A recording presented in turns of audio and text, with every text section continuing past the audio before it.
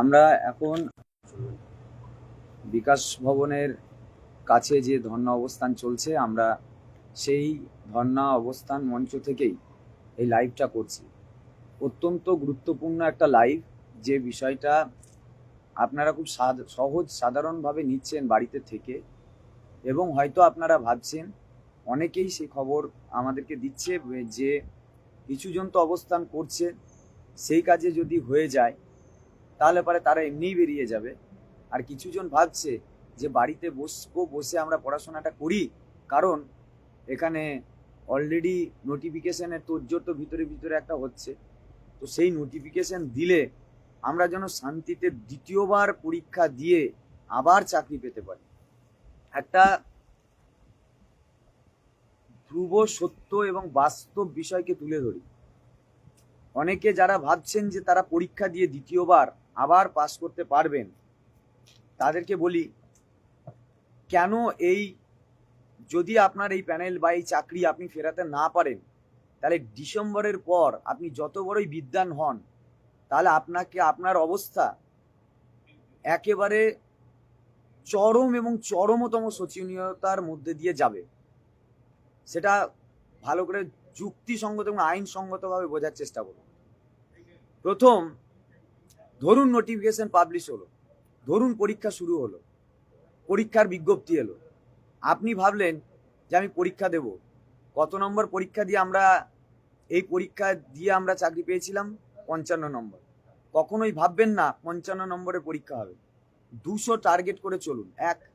দ্বিতীয় হচ্ছে, পরীক্ষাটা হবেই না, পরীক্ষা হবেই না, এবং আপনার অবস্থা কত শোচনীয় হবে সেটা ভালো করে শুনে রাখুন। ফার্স্ট, যদি 2016 ধরে পরীক্ষা হয়, 2016 ধরে যদি পরীক্ষা হয়, তাহলে আমরা কোন সুযোগ সুবিধা পাচ্ছি? আমরা সুযোগ সুবিধা পাচ্ছি not specifically found to be tainted, এই ক্যান্ডিডেটরা একটা বয়সের ছাড় পাবে। আচ্ছা, 2016 যারা ওয়েটিং ক্যান্ডিডেট ছিল এবং যাদের এজ চলে গিয়েছে, তারা কি বসে থাকবে? খবর নিয়ে দেখুন, তারা অলরেডি রেডি হয়ে গিয়েছে দ্বিতীয়বার কেস করার জন্য। আর যারা আমাদের বিরুদ্ধ উকিল, যারা আমাদের বিরুদ্ধে বিভিন্ন সওয়াল জওয়াল করেছে, তারাও প্রস্তুত আছে যাতে কোনোভাবেই পরীক্ষা আর দ্বিতীয়বার না নেওয়াতে পারে। তাহলে বিধানসভা ভোট, সেইটাকেও কিন্তু যাতে সেই সময় যাতে সরকার কোনোভাবে কোনো পরীক্ষা না নিতে পারে, সেই পরিকল্পনা কিন্তু রেডি। এক। আবার সরকার নিশ্চিত রূপেই চাইছে যে পরীক্ষা নেওয়া মানেই সে নিজে একেবারে ধুয়ে মুছে পরিষ্কার হয়ে যাওয়া। তাহলে এই একটা গেল। দ্বিতীয়, যদি 16 ছাড়াও সবটা নিয়ে, মানে বর্তমান নিয়েও যদি পরীক্ষা হয়, বর্তমান ব্যবস্থা নিয়েও যদি সবটা নিয়ে যদি পরীক্ষা হয়, তারপরেও কিন্তু কেস হবে, তারও অনেক গ্রাউন্ড অলরেডি রেডি, এবং সেটা নিয়েও চর্চা শুরু হয়েছে। তা এটা কখনোই ভাববেন না যে আপনি ডিসেম্বরের মধ্যে আবার পরীক্ষা হবে এবং আবার আপনি চাকরি পাবেন। ধরে নিন পরীক্ষা হলো, ধরে নিন হবে না, এটা নিশ্চিত, কিন্তু তারপরেও ধরুন পরীক্ষা হলো, আপনি এত কষ্ট করে পড়লেন, আপনার একটা হকের চাকরি, যা শিক্ষা দপ্তরের দুর্নীতির কারণে, সরকারের দুর্নীতির কারণে বঞ্চিত হয়েছি আমরা, বা আমরা এই অবস্থায় দাঁড়িয়েছি, সেই জায়গায় একটা এবং অদ্বিতীয় দাবি রেখে সরকার কোন প্রক্রিয়ায়, তার হাতে কি কি ক্ষমতা আছে, সে কি ভাবে আমাদের হকের চাকরি ফিরিয়ে দেবে, এই দাবি নিয়ে জোরালো সওয়াল করে রাস্তায় পড়ে না থেকে আপনি যদি ভাবেন যে আমি পরীক্ষা দিয়ে পাস করব, সেটা তো হবে না, কারণ পরীক্ষা হবে না। এটা ধরে রাখুন, পরীক্ষা নেওয়ার ক্ষমতা কারণেই 100% পরীক্ষা আটকাবে। বিভিন্ন পক্ষ অলরেডি রেডি হয়ে আছে, আপনার বাড়িতে আছেন, তাই সেসব খবর আপনারা পান না। এবার ধরুন যে আপনি ডিসেম্বরের পর আপনার চাকরি চলে গেল, কারণ আপনি তো বাড়িতে আছেন, নিরাপদ, আপনি ভাবছেন, আপনি নিজেকে খুব সেফ অ্যান্ড সিকিউরে ভাবছেন। ডিসেম্বরের পর যখন আপনার চাকরি চলে যাবে, আপনি শিক্ষক, আপনি কোন প্রাইভেট সংস্থায় চাকরি করতে যাবেন? তাহলে আপনাকে কোনো না কোনো বেসরকারি স্কুলে যোগাযোগ করতে যাবে। এই বেসরকারি স্কুলগুলোতে যখন আপনি পড়াতে যাবেন, মনে রাখবেন আপনার গায়ে 2016 SLST ট্যাগ আছে, আপনি যোগ্য কি অযোগ্য আপনার মাথায় লেখা নেই, আপনার কপালে লেখা নেই। সেই প্রাতিষ্ঠানিক হ্যারাসমেন্ট আপনি সহ্য করতে পারবেন? কোন প্রতিষ্ঠান আপনাকে চাকরি দেবে? কলঙ্কিত শিক্ষক বলে আপনার অবস্থানটা কোন জায়গায় থাকবে? যদি এইটা উপলব্ধি করতে পারতেন তাহলে নিশ্চিত রূপে আজকে বাড়িতে বসে থাকতেন না। আপনি বাড়িতে বসে থাকতে পারতেন না। আমরা পারছি না কারণ আমরা এটা উপলব্ধি করছি। যারা দূর পর্যন্ত দেখে তারা অতিরিক্ত সক্রিয়তা দেখায়, মার খেয়ে লাঠি দেখিয়ে তারা একেবারে কোনোভাবেই ছেড়ে যেতে চায় না। কারণ এটাই 2016 SLSTর ক্যান্ডিডেট হিসাবে আপনি কোনো জায়গাতেই চাকরি পাবেন না। আপনাকে কোনো প্রাইভেট সেক্টরও আপনাকে চাকরি দেবে, কারণ আপনাকে সেভাবেই আপনার অবস্থাটা সেই রকম জায়গায় নিয়ে এসে দাঁড় করানো হয়েছে। তো সেই জায়গায় দাঁড়িয়ে আপনারা বিবেচনা করবেন। আর আমরা যখন এই অতিরিক্ত রোদ্দুরে এখানে বসে আছি, এখানে তো আর বসার জায়গা আছে, আপনার অনেক সুন্দর জায়গা, এটা শিক্ষা দপ্তরের সামনে। সেখানে আপনি যদি মনে করেন বাড়িতে বসবেন, এই তো একজন ম্যাডামকে দেখছিলাম, আমি তাকে সাধুবাদ জানাই। সে প্রত্যেকদিন এখানে এসে অবস্থান করে আর বই খুলে এখানেই পড়ে। আপনি পড়ুন না, পড়ুন আপনি। আমার খুব ভালো লেগেছিল যে এখানে পড়ছে, সে পড়াশোনা করছে, করুক, পড়াশোনা করাটাই তো আমাদের কাজ, আমরা তো শিক্ষক। তো আসুন না, এইখানে রাস্তায় বসে বই বিছিয়ে পড়ি না, সেটাও তো আমার একটা এজেন্ডা, সেটাও তো আমার কর্মসূচি। তো যদি আপনার মনে হয় ব্যাপারগুলো খুব সহজ, বাড়িতে বসে এটা বলা যাবে না যে এই নোটিফিকেশন বেরিয়ে যাবে ওটাকে আটকাও। কে আটকাবে? সেই আটকানোর দায়িত্বটা আপনাদের প্রত্যেকের।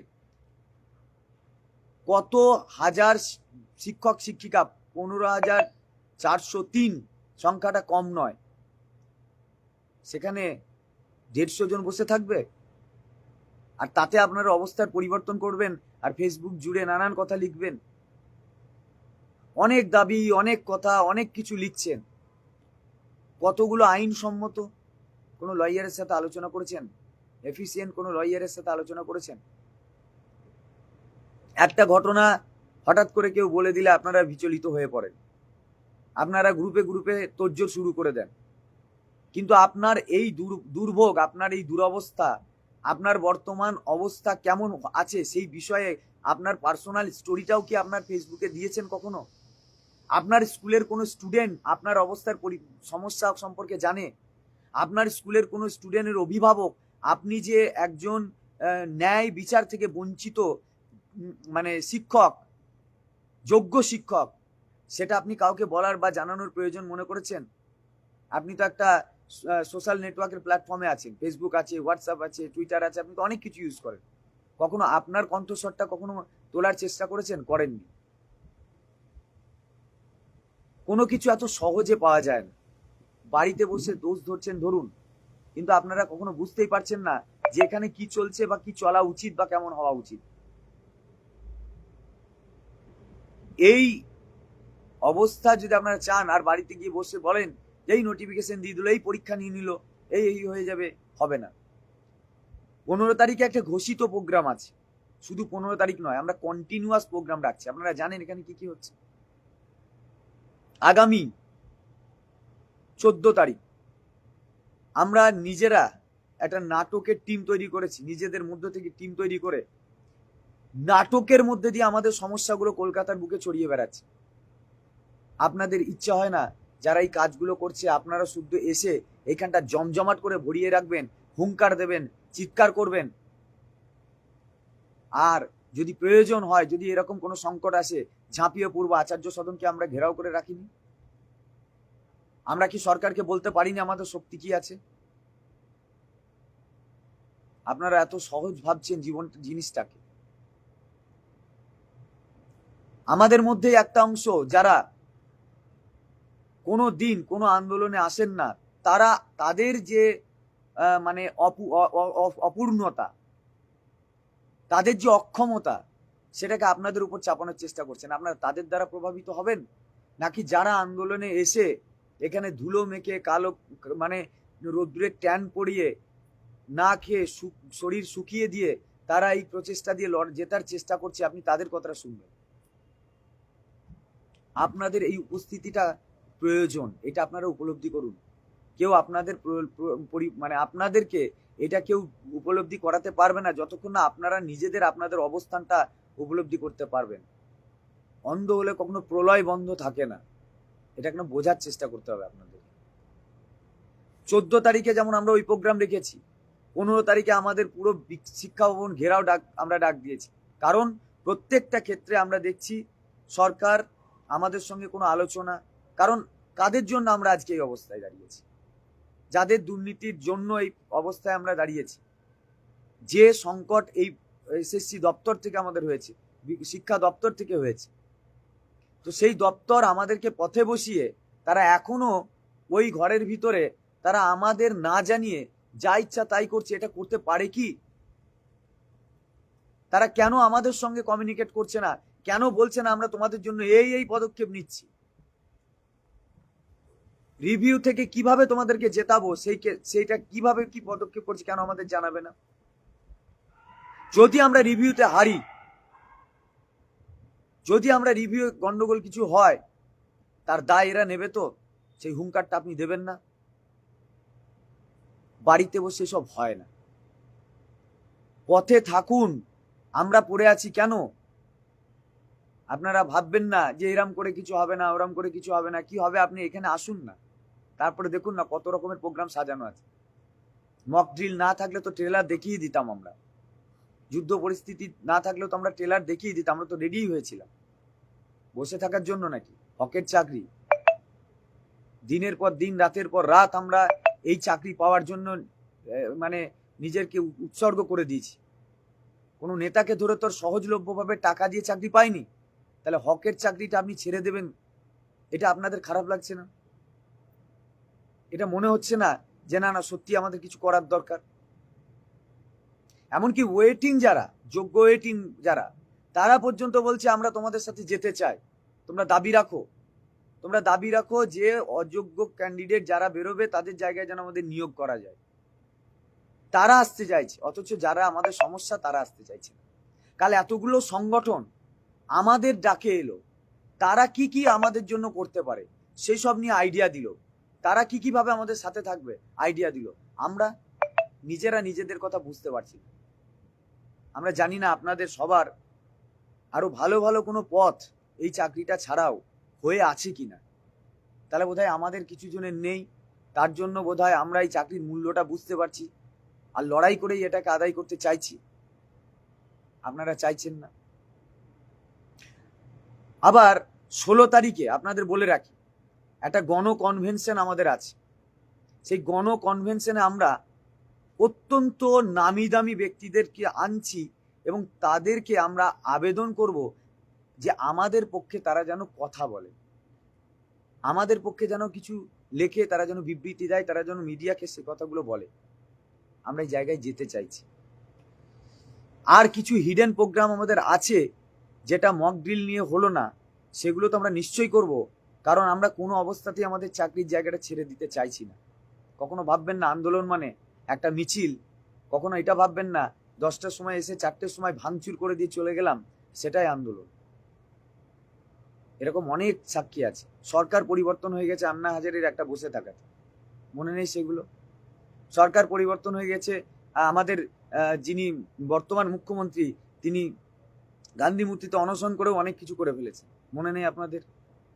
আন্দোলনটাকে একটা সাইন্টিফিক ওয়েতে ভাবতে দিন, কিন্তু তার জন্য আপনাদের স্বতঃস্ফূর্ত অংশগ্রহণ প্রয়োজন। আপনাদেরকে যা যা বলা হচ্ছে আপনারা সেগুলো কিন্তু করছেন না। এমনকি নিজেদের ভিডিও নিজেরা দেখছেন, কিন্তু অন্যরাও যে সেটা দেখার প্রয়োজন সেটা ভাবছেন না। স্কুলে প্রত্যেকটা অভিভাবক এবং বাচ্চাদের কাছে আমাদের লিফলেট যাবে, প্রত্যেকটা মানুষের কোণে কোণে, গোটা ভারতবর্ষ সহ দিল্লির কোণে কোণে যাতে আমাদের সমস্যা আমরা পৌঁছে দিতে পারি সেই চেষ্টা আমরা রেডি করে রেখেছি। আসুন, তবে তো আপনারা বুঝবেন, তবে তো আপনাদেরকে খোলা মনে সব কিছু বলা যাবে। এভাবে লাইভ করে কি সব কথা বলা যায়? আপনারা কেন সেই জিনিসটা উপলব্ধি করছেন না? 15 তারিখে অবশ্যই ঘোষিত কর্মসূচি রাখা আছে, কিন্তু 15 তারিখটা শেষ কথা নয়। 14 তারিখে যদি কোনো অঘটন ঘটে, 13 তারিখে যদি কোনো অঘটন ঘটে, তাহলে আপনাদের কাল থেকেই প্রস্তুতি নিয়ে সব সময় এই জায়গাটা আপনারা ভরিয়ে রাখুন। আমরা কি করে আছি? আমাদের কি পরিবার নেই? আমার তো বাড়িতে কেউ নেই, বুড়ো বাবা মা ছাড়া। তা তাদের সাথে আজ পর্যন্ত কতদিন দেখা হয়? এরকম আমার মতো হাজার হাজার অ্যাডমিন এখানে পড়ে আছে। কিভাবে পড়ে আছে? যারা কেউ এখানে কাজ করছে, কেউ অন্য জায়গায় কাজ করছে, কিভাবে করছে? সেগুলো আপনারা অবশ্যই বুঝবেন এবং অবশ্যই আন্দোলনটার গুরুত্ব বুঝুন। যদি নোটিফিকেশন এবং পরীক্ষা হয়ে যায় বা হওয়ার প্রস্তুতি নেয়, আমার চাকরি কি করে বাঁচবে? আপনি সরকারকে প্রশ্ন করবেন না? আরে আপনি রিভিউ জিতবেন কি জিতবেন না, কি করবেন আমাদের দেখার দরকার নেই। আপনি আমাদের চাকরি ফিরিয়ে আনুন যে কোনো মূল্যে, এটাই আমাদের দাবি, অন্য কোনো দাবি হতে পারে না। কিছু কিছু ক্ষেত্রে কিছু কিছু প্রোগ্রাম, কিছু কিছু রিউমার ছড়িয়ে দেওয়া হচ্ছে। আজকে যেমন একটা ড্রাফট নিয়ে একটা জিনিস ছড়িয়ে দেওয়া হয়েছে, এটা সামান্য একটা মিসকমিউনিকেশন হয়েছে, একজনে পেয়েছে একজনে পায়নি, একজনের বুঝতে পেরে অসুবিধা হয়েছে, কি হয়েছে সে ব্যাপারটা আপনারা জানলেন না, অথচ সেটা নিয়ে একটা বিশাল একটা ঘটনা চলে গেল, আর সেটা নিয়ে আপনারা সারা দিন কাটিয়ে দিলেন, কিন্তু আপনারা বুঝতে পারলেন না যে আপনার চাকরিটা কোন জায়গায় সংকটে আছে। তো সুতরাং আর বলবো না, আপনারা আসুন, আমার পাশে রাকেশ ভাই আছে, রাকেশ ভাই কিছু বলবে, আপনারা শুনুন। যোগ্য মঞ্চ শক্তিশালী তখন হবে যখন যোগ্য মঞ্চের প্রত্যেকটা সদস্য সক্রিয় অংশগ্রহণ করবে। এখানে কিন্তু অনেক রকম প্রোগ্রাম আমরা করছি। আমরা রবীন্দ্র জয়ন্তী করলাম, তারপরের দিন আমরা মাতৃদিবস পালন করলাম, আজকে বিভিন্ন অনাথ বাচ্চাদের নিয়ে এসে আমরা ক্লাসরুম করলাম, প্রোগ্রাম হচ্ছে। একটা জিনিস মাথায় রাখবেন যে সবসময় আমরা ওই কমেন্ট করছি তীব্র আন্দোলন প্রয়োজন। তীব্র আন্দোলন তো অবশ্যই প্রয়োজন, সেটা আমরা মানি, কিন্তু সঠিক অস্ত্রের সঠিক সময় ব্যবহার করতেও জানতে হয়। একটা আন্দোলনের রূপরেখা তৈরি করাটা খুবই কঠিন। একটা কথা বলি, দেখুন এ সময় আমাদের মেইন স্ট্রিম মিডিয়া আমাদের সঙ্গে নেই, কিন্তু আমাদের সকলের হাতে এখন এক একটা মিডিয়া হাউস। আমরা ইচ্ছা করলেই আমরা নিজেদের কথা, যেটা মেহবুব ভাই বললো, নিজেদের কথা নিজে বলার সময় চলে এসেছে। আপনারা সকলেই নিজের অভিজ্ঞতা বা নিজের দুর্দশার কথা লাইভ করুন এবং আপনারা সকলেই আসুন। এই বিষয়গুলো মাথায় রাখতে হবে।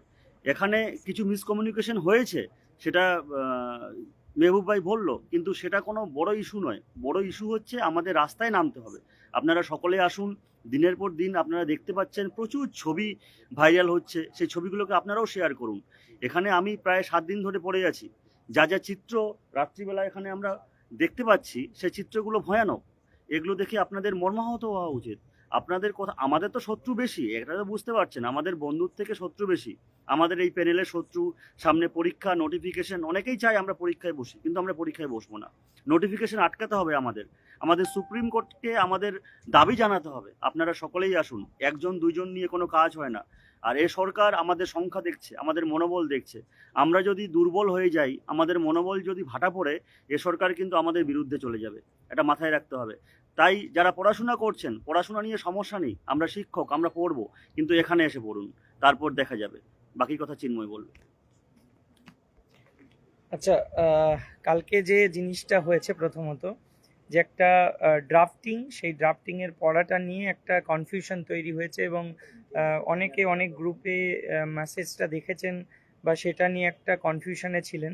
তো আলটিমেটলি সেটা কিন্তু দেখুন একটা অভ্যন্তরীণ বিষয়, কোনো একটা জিনিস মিসআন্ডারস্ট্যান্ডিং হতে পারে, কোনো একটা জিনিস প্রবলেম হতে পারে, সেটা আমাদের এই নিজেদের মধ্যে কালকে তৎক্ষণাৎ, মানে যখনই এরকম একটা ঘটনা সামনে এসেছে বা এরকম যে ঘটেছে কি ঘটেনি এরকম ব্যাপার, সকলকে নিয়ে মিটিং করে ওই জিনিসটা সঙ্গে সঙ্গে আমরা মিটিয়ে নিয়েছি যে এরকম কিছু তেমন ব্যাপার নয়, একটা মিসআন্ডারস্ট্যান্ডিং হয়েছে কোনো একটা জায়গায়, সেটা মিটিয়ে নেওয়া হয়েছে।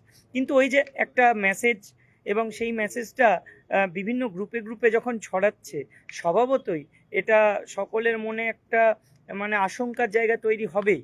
এবং সেটা তো তারা জানতে যাচ্ছে না যে কিভাবে, আমরা তো লিখিত জিনিসটা পড়ছি, তার আগে পেছনে কি আছে বা কি ঘটনা ঘটলো সেটা জানে না। তো যাই হোক, ব্যাপারটা হয়েছে সেটা কিন্তু কালকেই মিটে গেছে। হুমায়ুন একটা ভয়েস মেসেজও গ্রুপে করেছে যে মানে এই যে 1 থেকে 3 যে ড্রাফটিং, সেটা কতটা যুক্তিযুক্ত, কতটা ভালো হয়েছে, একটা মানে কম্প্যাক্ট ড্রাফটিং হয়েছে সেটাও বলেছে। তো সেই জায়গায় দাঁড়িয়ে সেইটা আর ভাইরাল হচ্ছে না, ভাইরাল কোনটা হলো ওই মেসেজটুকু। তো এরকমভাবেই অনেক কিছু ছড়িয়ে যায়। যাই হোক, আমাদের যেটা দরকার ইমিডিয়েটলি, এই যে একটা নোটিফিকেশনের কথা শোনা যাচ্ছে, এটাকে যেন যে কোনো মতে, মানে যে কোনোভাবে ইমিডিয়েটলি আমরা মানে বন্ধ করতে পারি। তো আমাদের সেই জন্য কি দরকার? কারণ আমরা নোটিফিকেশন বন্ধ করছি কেন? কারণ আমরা রিভিউতে গেছি, সরকার রিভিউতে গেছে। তাহলে রিভিউটা অ্যাকসেপ্ট হবে কি রিজেক্ট হবে কি তার ভবিষ্যৎ কি হবে তারপরে গিয়ে একটা না হয় ভাবা যাবে পরীক্ষার কথা। কিন্তু এখন কেন? এখনই তো পরীক্ষার কোনো প্রশ্নই উঠছে না, এখনই কেন হঠাৎ করে নোটিফিকেশন দিতে হবে?